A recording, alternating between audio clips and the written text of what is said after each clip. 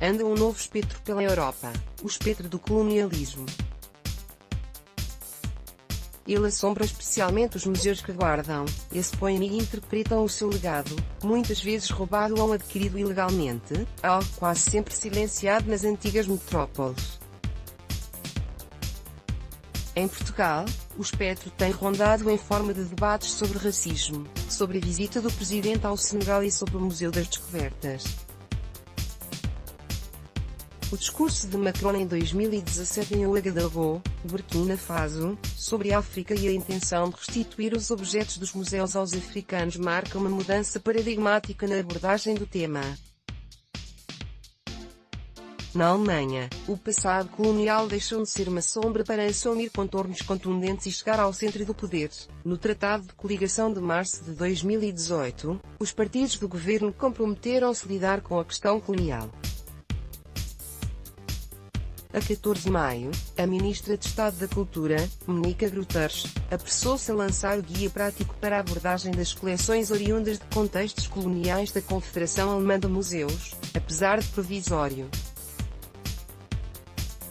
Tais iniciativas podem surpreender atendendo a que o colonialismo alemão foi um episódio de apenas 3 décadas e ao peso do passado nazi. Mas foi precisamente esse passado que sensibilizou para a área. Enquanto a maioria dos historiadores olhava para o período nazi numa perspectiva nacional e eurocêntrica, historiadores da época colonial frisavam a importância de uma visão global. Não foi por acaso que o debate se incendiou em 2004, a quando do centenário do genocídio dos povos Irer e Nama, em torno da obra Genocídio no Sudoeste Alemão, a Guerra Colonial, 1904 a 1908, editada por Joachim Zeller e Georges Zimmer em 2003, em que o último defende que o primeiro genocídio do século XX não foi o Holocausto nem o genocídio arménio, mas sim dos povos Irer e Nama. O debate académico passou ligeiramente pelo campo político em 2004 em Okakarara, Namíbia, quando Edmariam Yaxoexaú, a ministra do Desenvolvimento do governo social-democrata de Zeller, foi o primeiro membro de um governo a pedir desculpas pelo genocídio.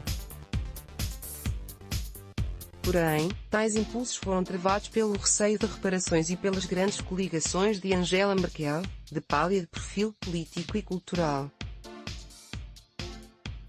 O malogro das negociações sobre reparações com os representantes das vítimas conduziu a uma queixa em 2017 num tribunal em Nova Iorque pela morte de 80.000 pessoas durante a Guerra Colonial. A terceira coligação encetou o seu trabalho, o partido de extrema-direita, eurocético e xenófobo Alternative for Deutschland, AF, tornou-se na terceira força no Parlamento. Discursos nacionalistas e racistas pululam na Alemanha, políticos exigem uma revolução conservadora apesar dos partidos conservadores regerem o país desde 1983, exceto o interregno entre 1998 a 2005. Subscreva gratuitamente as newsletters e receba o melhor da atualidade e os trabalhos mais profundos do público.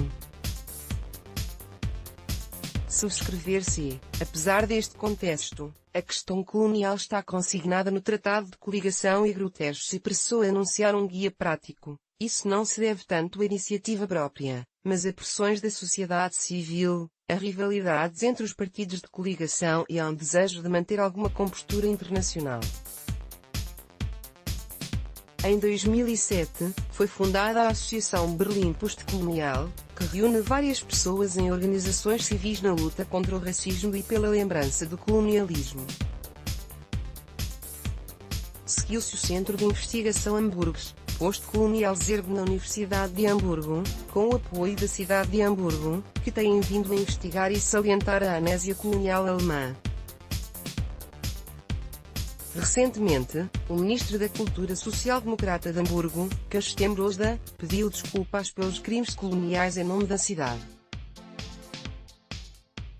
Também o Museu Bold em Berlim, que o governo tenciona inaugurar solenemente em 2019, contribuiu consideravelmente para o debate.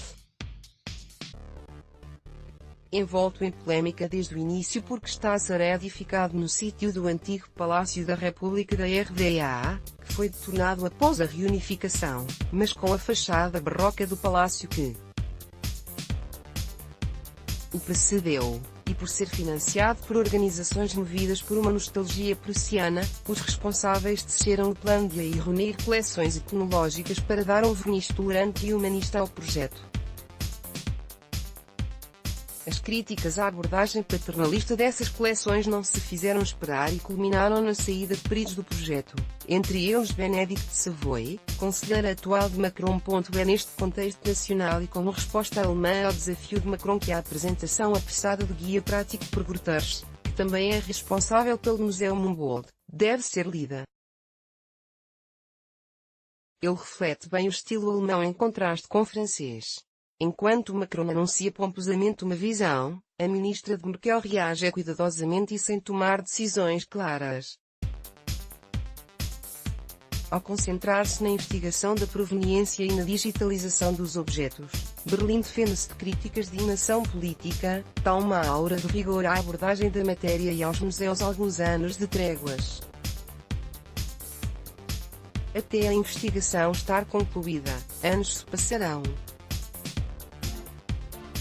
E quando isso acontecer, quem sabe se será necessário passar à ação, e se o espectro continuará a rondar a Europa.